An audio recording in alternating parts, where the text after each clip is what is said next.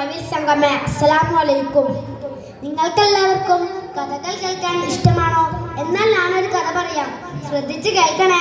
ഐക്യരപ്പടി range കലോത്സവത്തിന്റെ ഈ സുന്ദരമായ വേദിയിൽ ഒരു കൊച്ചു കഥ കേൾക്കാൻ നിങ്ങൾക്കെല്ലാവർക്കും ഇഷ്ടമാണ്. നിങ്ങൾ ശ്രദ്ധിച്ച് കേൾക്കണേ. നിങ്ങളുടെ കുറച്ചു നേരം നിങ്ങളുടെ കണ്ണ് കാതി ഇങ്ങോട്ട് തിരിക്കണേ. എൻ്റെ കഥയുടെ പേര് ഹബീബിന് എന്തു പറ്റി. അങ്ങ് ആ ദൂരത്തെ അവിടെ പരിസരത്തെ ഒരു വലിയ ആൾക്കൂട്ടം അവിടെ ഗംഭീര പ്രസംഗം നടക്കുകയാണ്. പ്രസംഗം നടത്തുന്നത് ആരാണെന്ന് അറിയാമോ? മുത്തുനബി സ്വല്ലല്ലാഹു അലൈഹി വസല്ലമയുടെ കൂട്ടുകാരൻ സിദ്ദീഖ് തങ്ങളാണ്. സിദ്ദീഖ് റളിയല്ലാഹുവാണ്. മുസ്ലിമുകൾ വെറും 38 പേർ മാത്രമേ ഉള്ളൂ.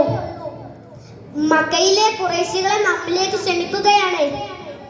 പ്രസംഗം കേട്ടിരിക്കുന്ന കലിമൂത്ത ശത്രുക്കളുടെ നേതാവ് ഉമയ്യത്ത് ദുഷ്ടൻ, അവൻ സിദ്ദീഖ് തങ്ങളുടെ മുഖത്ത് ആണി തറച്ച ചെരുപ്പെടുത്ത് അടിച്ചു.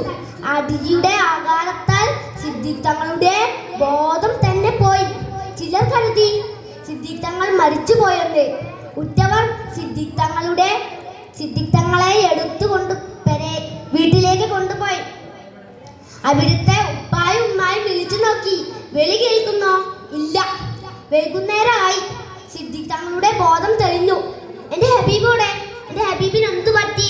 ബേജാറോടെ നിൽക്കുന്ന ആ കുടുംബത്തിന് അത് അത്ര രസിച്ചില്ല. നീ അത് ഭക്ഷണം കഴിക്കി, എന്നിട്ട് ബാക്കിയുള്ളത് നോക്കാം. പറ്റില്ല, എൻ്റെ ഹബീബിനെ കാണാൻ തന്നെ ഭക്ഷണം കഴിക്കില്ല. അവർ പലതും പറഞ്ഞു നോക്കി, മഹാ സമ്മതിച്ചില്ല. അവസാനം ദാറുൽ അജ്മീറിൽ നബി സല്ലല്ലാഹു അലൈഹി വസല്ലമ ഉണ്ടെന്ന് വിവരം കിട്ടിയപ്പോൾ തങ്ങളെ എടുത്ത് നബി സല്ലല്ലാഹു അലൈഹി വസല്ലമയുടെ അടുത്തേക്ക് കൊണ്ടുപോയി. സിദ്ദീഖ് റളിയല്ലാഹുവിന്റെ വൃദ്ധമായ മുഖം കണ്ട് നബി സല്ലല്ലാഹു അലൈഹി വസല്ലമ ഹാരി ഉണർന്നു. എന്നിട്ടോ അവിടുന്ന് കാര്യങ്ങൾ അന്വേഷിച്ചു. എനിക്ക് ചെറിയ മുറിയേ ഉള്ളൂ, താങ്കൾക്ക് വല്ലതും പറ്റിയോ? അതായിരുന്നു ഹബീബിന്റെ ചോദ്യം. നോക്ക് കൂട്ടുകാരെ, നബി സല്ലല്ലാഹു അലൈഹി വസല്ലമിന്റെയും ആ ഹബീബിന്റെയും സിദ്ദീഖ് റളിയല്ലാഹുവിന്റെയും ആ ജീവിതം എന്ത് സുന്ദരമായിരുന്നു. നിങ്ങൾക്കെല്ലാവർക്കും എൻ്റെ കഥ ഇഷ്ടപ്പെട്ടോ? ഇതുപോലെ നമുക്ക് നമ്മുടെ ഹബീബിനെ പ്രിയമാക്കാൻ അല്ലാഹു തആല തൗഫീഖ് നൽകട്ടെ. ആമീൻ. ഇത്രയും പറഞ്ഞുകൊണ്ട് ഞാൻ എൻ്റെ കൊച്ചു കഥ നിർത്തുന്നു. അസ്സലാമു അലൈക്കും വറഹ്മത്തുള്ളാഹി വബറകാതുഹു.